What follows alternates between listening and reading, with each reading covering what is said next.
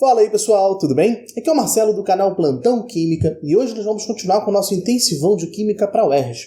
Só que dessa vez nós não vamos estudar Química, vamos ter aqui uma aula de Matemática para te dar um embasamento necessário daquilo que você precisa saber para mandar muito bem lá na parte de estequiometria, tá legal? Eu tenho certeza que essa é uma aula muito diferente para você que está aqui no canal de Química vendo uma aula de Matemática, mas eu vou dar foco naquilo que você precisa saber para conseguir resolver os problemas, tá? É a primeira vez que eu estou fazendo isso e eu gostaria muito que você dissesse para mim se esse vídeo está te ajudando ou não ao decorrer dele. E claro, se você gostar do que a gente está fazendo e não quiser perder nenhum dos vídeos que a gente está fazendo para você estudar, se inscreve aqui no canal, porque conforme os vídeos forem saindo, vai aparecer para você assistir o nosso conteúdo, tá bom? Então, vamos lá para a nossa teoria, bora para o slide.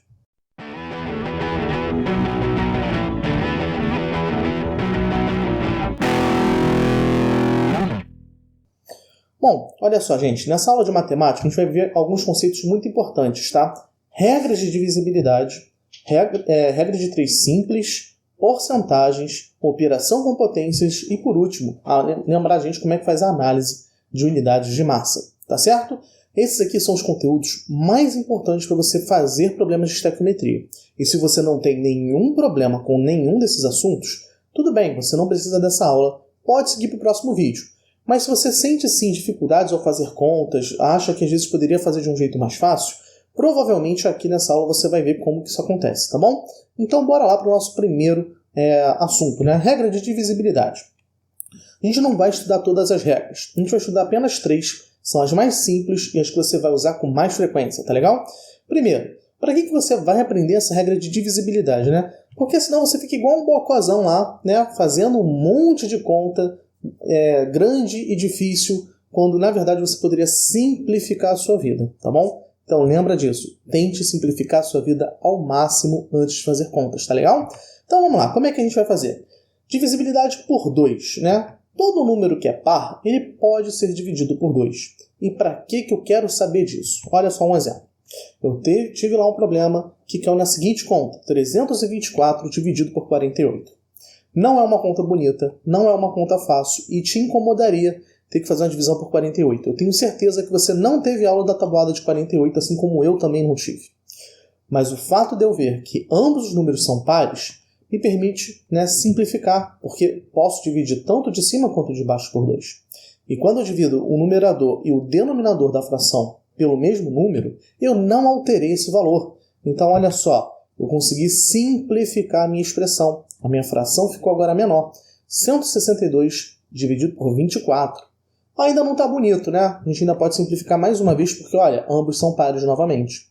Simplificando novamente, eu vou ficar com 81 sobre 12. Ficou mais tranquilo, né? Tabuada de 12, né? A gente não estuda, mas já é mais fácil do que dividir por 48. E, bom, vendo a regra de divisibilidade por 3, aquilo lá ainda vai ficar ainda mais fácil. Olha só. Para eu ver se o número é divisível por 3, basta eu somar todos os algarismos de um número, todos os dígitos daquele número, e ver se essa soma é múltipla de 3. Então, olha só. 81.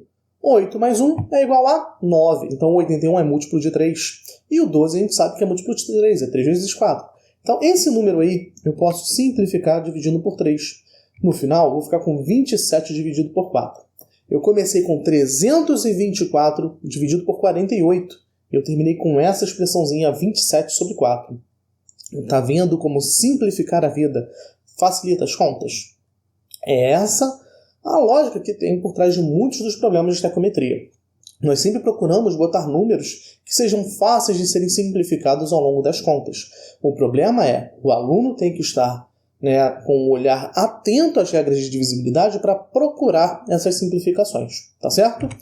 Próxima regra, divisibilidade por 3, já viu, só vou exercitar mais um pouco antes. 540 dividido por 72. Como é que eu vejo? Olha, 5 mais 4 mais 0 é 9. 9 é um número divisível por 3. Então, 540 é múltiplo de 3 e pode ser dividido por esse número. 72 também é múltiplo de 3, né? 7 mais 2 também é igual a 9. Então, olha, eu posso simplificar por 3 em cima e embaixo. Eu vou ficar com 180 dividido por 24. Eu posso dividir novamente por 3. E aí, dividindo novamente por 3, eu vou ficar com 60 sobre 8. Um número bem menor do que 540 dividido por 72. E claro, agora eu já não posso mais dividir por 3, mas eu posso dividir por 2, porque ambos esses números são pares. Olha, dividindo por 2, eu vou ter 30 sobre 4, que eu ainda posso até dividir por 2 antes de efetuar a conta propriamente dita. 15 sobre 2, que é igual a 7,5. Então a gente começou com uma conta bem desagradável e ela foi ficando mais macia, mais fácil de ser resolvida, em função de aplicar esses conceitos de divisibilidade. O último, regra de divisibilidade que você tem que ver, é a divisibilidade por 5. Os números que têm como seu último dígito, o dígito da unidade igual ao 5 ou igual ao 0, é divisível por 5. Então, quando eu pego uma conta como essa, 1125, e vou dividir por 225, eu posso simplificar antes, dividindo ambos por 5. E aí eu vou ficar, olha, ficou mais fácil, 225 dividido por 45. E posso simplificar novamente, porque são múltiplos de 5 ainda. Então, 45 sobre 9. Não posso mais simplificar por 5, mas eu já poderia fazer essa conta diretamente ou até fazer uma simplificação antes por 3. Tá certo? Então, tá vendo só? As regras de divisibilidade simplificam muito a nossa vida e você não vai ficar igual um bocó fazendo contas muito difíceis. Tá legal? Então, lembra disso. Isso é muito importante e vai garantir que você faça questões difíceis muito mais rapidamente. Tá legal? Bom, seguindo aqui, nós temos regra de 3 simples. Regra de 3 é um problema onde nós temos duas grandezas que estão relacionadas. E nós temos dois valores de uma das grandezas e temos um valor de uma outra grandeza. E ainda queremos descobrir um quarto valor dessa grandeza que só tem um valor, tá certo? E como é que a gente faz isso? A gente faz isso através do mecanismo da aplicação de proporções por meio de uma regra de 3. Vamos ver um exemplo que vai ficar mais simples. Olha só, o dólar hoje está valendo R$ 5,40. Então, se eu quiser comprar $1, eu preciso ter esse dinheiro, R$ 5,40. E tendo isso em vista, imagina que eu queira comprar $600. Qual é a quantidade de dinheiro em real que eu vou precisar ter? Então, cada $1 eu vou precisar de 5,40. Então, se eu estiver procurando $600, eu vou precisar de X. O X é o nosso quarto composto, o quarto número que a gente quer descobrir, certo? Temos aí, 3 valores relacionados que nós temos e sabemos e queremos descobrir um quarto. Isso é regra de 3. Como é que resolve regra de 3? É só multiplicar cruzado.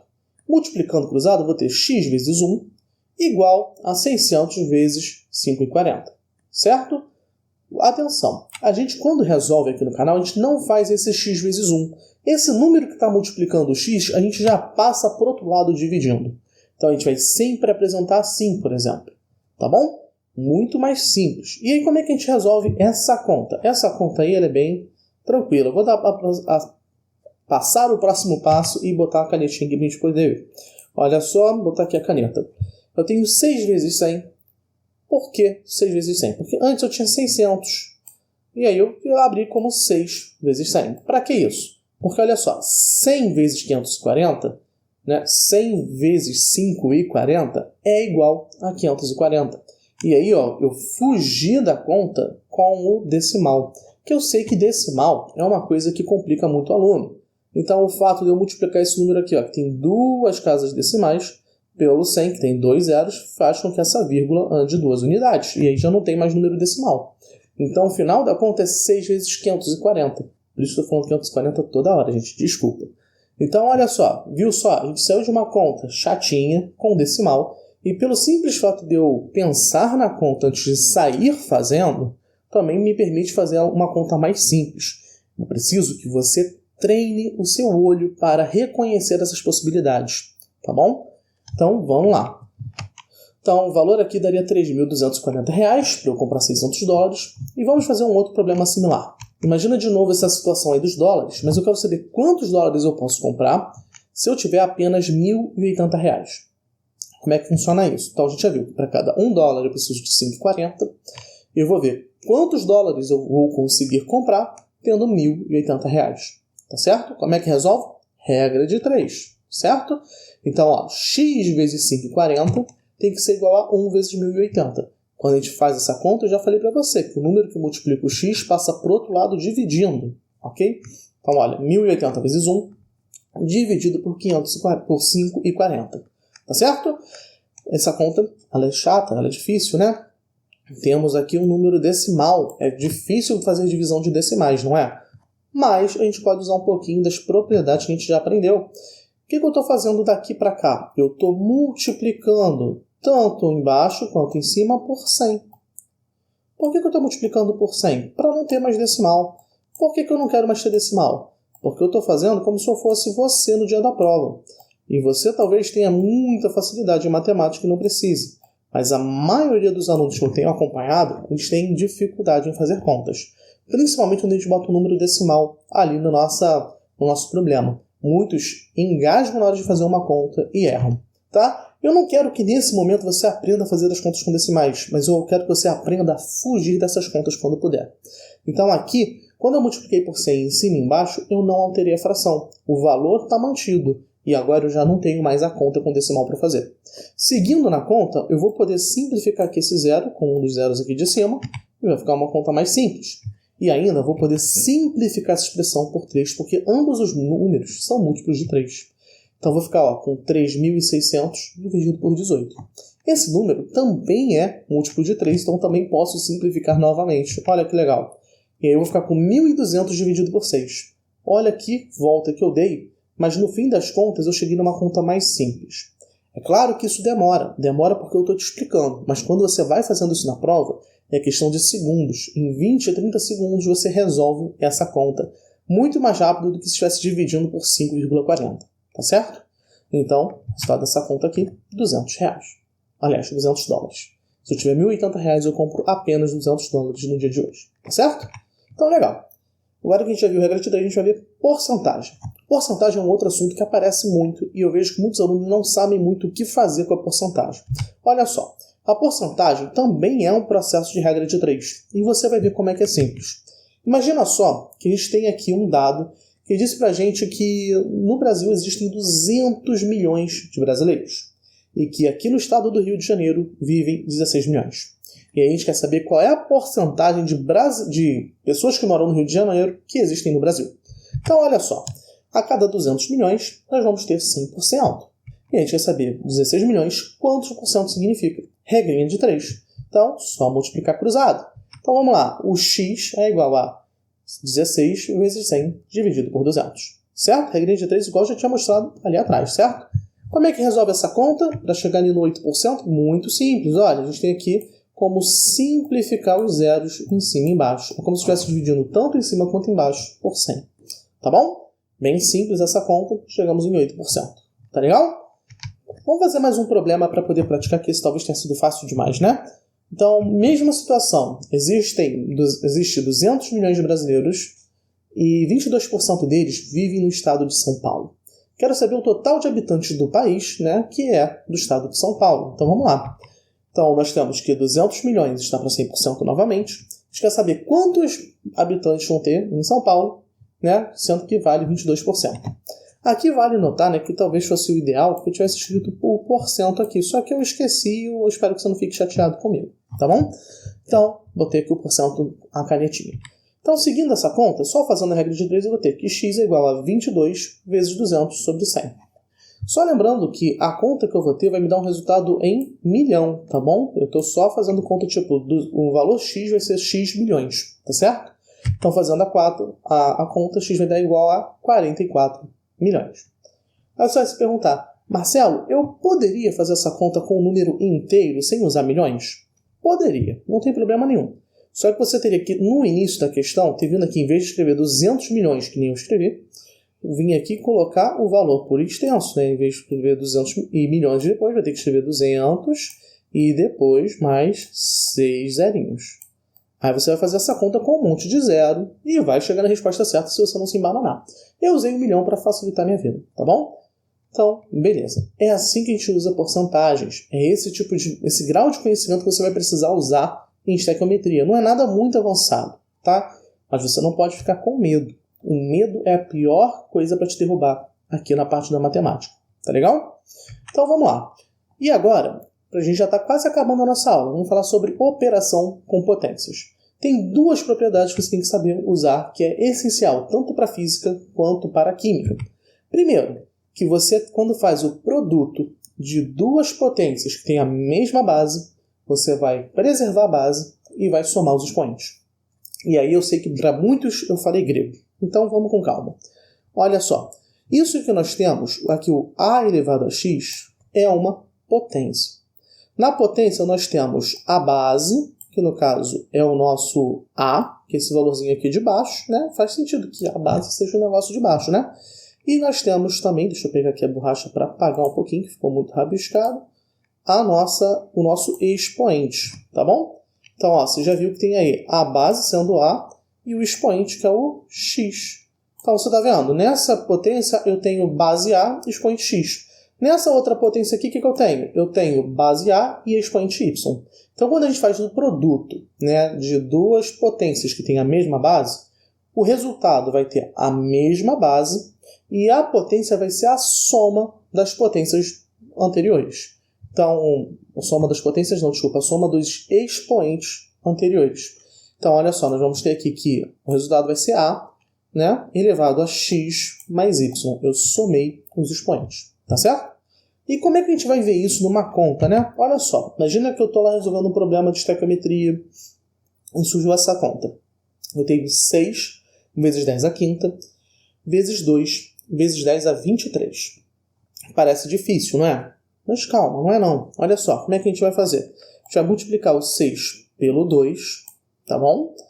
E vai ter 12, né? 6 vezes 2 é 12. E depois vai ter 10 elevado à quinta vezes 10 elevado a 23. Então, a gente vai ter mesma base, né? E expoentes diferentes. Então, 10 vezes 10 vai dar 10 elevado a 5 mais 23. 10 elevado a 28. Então, nossa conta é 12 vezes 10 a 28. Tá bom? Então, você vê ó, que aqui a gente pegou os nossos expoentes, o 5 e o 23, né? E somou para chegar aqui no 28. Tá bom? Bem simples.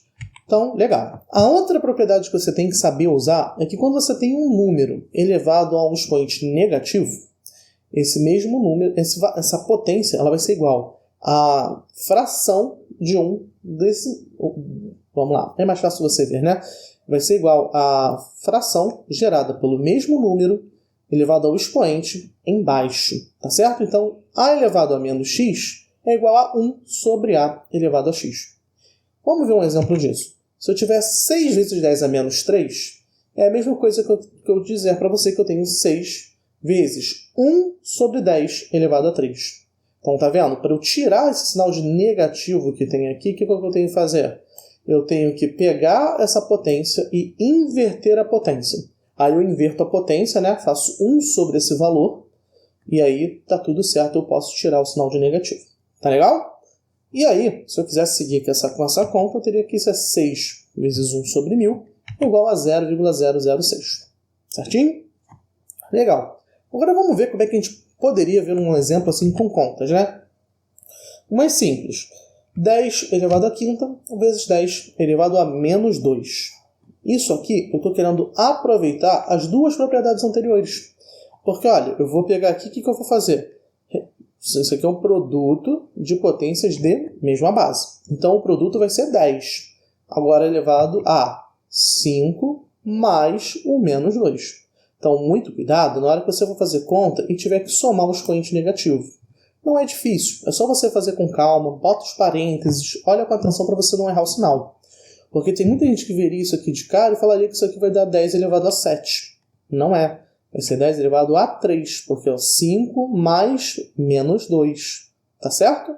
Então, tá vendo só? Bem tranquilo de fazer as contas. Então, além disso, né, para a gente finalizar a nossa aula, você tem que saber um pouquinho sobre os nossos sistemas de medidas de massa.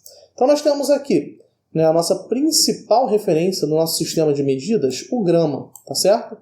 É muito comum você ir no mercado e pedir, eu quero 300 gramas de queijo. Alguma coisa assim. Essa é a nossa unidade principal. Mas é claro que você já deve ter visto, né, que a gente vai comprar um saco de feijão e esse saco de feijão tem 1 quilo. Né? O quilo é uma unidade também muito comum. Assim como quando você pega lá um remédio, você às vezes vê que ele tem lá 500 miligramas de princípio ativo. Essas 3 unidades, com certeza, são as mais comuns. A gente diz que o grama é uma unidade principal, o miligrama é uma unidade menor que o grama, então a gente diz que ele é uma subunidade do grama, enquanto que o quilograma a gente diz que é um múltiplo do grama. Tá legal? Deixa eu tirar aqui um pouquinho dos rabiscos para a gente seguir aqui com a aula. Então, vamos lá. Como é que a gente funciona? Do grama para o miligrama, você vai ter, né, uma operação em que você tem que cada 1 grama é 10 elevado a 3, é 1000 vezes maior que o miligrama. O que isso quer dizer? Que para você ter 1 grama, você vai precisar de 1000 miligramas, tá certo? Assim como do grama para o micrograma, aí você vai ter um número que é 1 milhão de vezes menor. Ou seja, para você juntar miligramas para fazer 1 grama, você vai precisar, microgramas, né? Você vai precisar juntar 1 milhão de microgramas para formar 1 grama. Tá legal? Bacana. Agora, e do grama para o quilo? Cada 1 quilo você tem, né, 1000 gramas. Então, se você tiver que juntar de grama para quilograma, você vai ter que juntar 10 elevado a 3 gramas, né, 1000 gramas, para formar o quilo. E se de grama você quiser formar uma tonelada? Aí você vai ter que juntar 10 a sexta, né, unidades do grama para formar a tonelada. E aí, você deve ter reparado umas coisas engraçadas, né? A forma como eu estou representando as potências. Vamos voltar desde o início. Se eu tiver uma unidade em grama, sei lá, 25 gramas, e eu quiser representar em miligrama, você está vendo que eu estou botando vezes 10 a 3? Sim, porque o grama é 1000 vezes maior que o miligrama. Então, se eu tiver 25 gramas, eu tenho ao todo 25 miligramas. 25 mil miligramas, tá certo? Por isso tem esse 10 a 3. 25 vezes 10 a 3 miligramas. Se eu tiver 25 gramas, eu vou ver quantos microgramas tem ali. Como é que a gente faz? Cada 1 grama, né, eu vou ter, então, 1 milhão de microgramas. Então, 25 gramas vai ter 25 milhões de microgramas. Tá certo? Essa que é a ideia. Por isso que está representando essa potência. Então, legal. E se eu tiver um valor em grama e for passar para quilo? Se eu tiver, sei lá, 400 gramas para passar para quilo, eu vou ter que multiplicar ele por 10 a menos 3. Então, quando eu fizer essa conta, eu vou ver que 400 gramas é 0,4 quilogramas. Tá certo? Aí, se eu fosse passar para tonelada, como é que ia ser? Passando para tonelada, vai ser 10 a menos 6. Então, se eu tiver assim um valor tipo 500 mil gramas, tá certo? Para passar para a tonelada, você vai ver que vai ficar 0,05 toneladas. Porque eu tenho que multiplicar esse 500 mil, aliás, é 50 mil, né? Multiplicar esse número por 10 a menos 6. Tá certo? Então, lembra sempre, 1 quilo, 1000 miligramas. 1 tonelada, 1000 quilos, tá certo? Ou 1 milhão de gramas. 1 grama, 1000 miligramas ou 1 milhão de microgramas. A gente gosta muito de ver isso assim, né? Com zerinhos. Mas quando a gente trabalha mais a sério na química, a gente vai resolvendo muito problema, a gente vai vendo que é mais legal representar assim, em potência. É a mesma coisa. A diferença é que com potência as contas costumam ser mais fáceis de se resolver. A gente dificilmente erra na contagem de zeros na hora de escrever o número e dificilmente, né, você vai esquecer de usar aquelas propriedades de potência que vão facilitar a sua conta. Tá bom? Bom, pessoal, nossa aula termina aqui. Espero que vocês tenham gostado de verdade. É a primeira vez que eu faço uma aula de matemática aqui para o canal, então queria muito saber a sua opinião a respeito dela. Então comenta aqui para mim se você gostou, se você não gostou. O que mais você gostaria de ver, de que eu pudesse ajudar de matemática, mas pensando em ajudar você a entender química, tá legal? Então, pessoal, muito obrigado a você que ficou até aqui. Espero que vocês tenham gostado. Então não esquece de deixar o like no vídeo e se inscrever aqui no canal, tá certo? Então, muito obrigado. Nos vemos em breve. Até logo e bons estudos!